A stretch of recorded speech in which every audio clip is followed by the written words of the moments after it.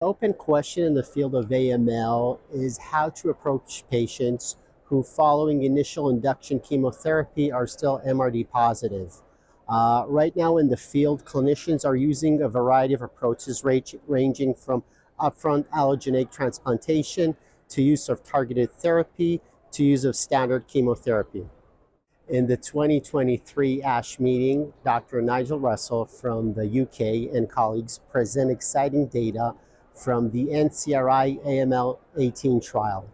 In this trial, the investigators set out to determine whether intensification of chemotherapy is beneficial for older AML patients who remain MRD positive following initial intensive induction.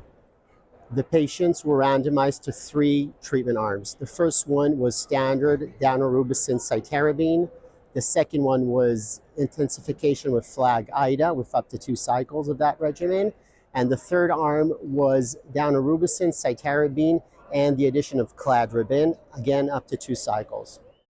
Over the course of 8 years, 523 patients were accrued to this trial with a median age of 61 years.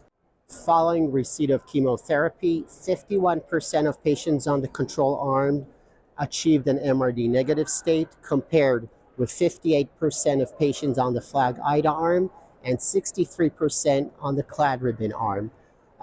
Intensification of chemotherapy was achieved at the expense of hematological toxicity, which was more significant in the FLAG-IDA and cladribine arm, as well as increased early mortality, early 60-day mortality, which was 9% in the FLAG-IDA arm and 4% in the cladribine arm and 4% in the control arm.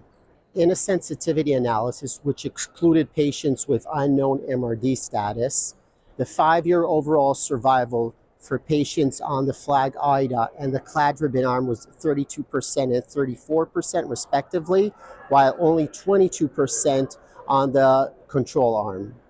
In conclusion, older patients with AML who remain MRD positive following initial induction benefit significantly from intensification of chemotherapy, either with FLAG-IDA or cladribine, although on the FLAG-IDA arm there was significantly increased mortality.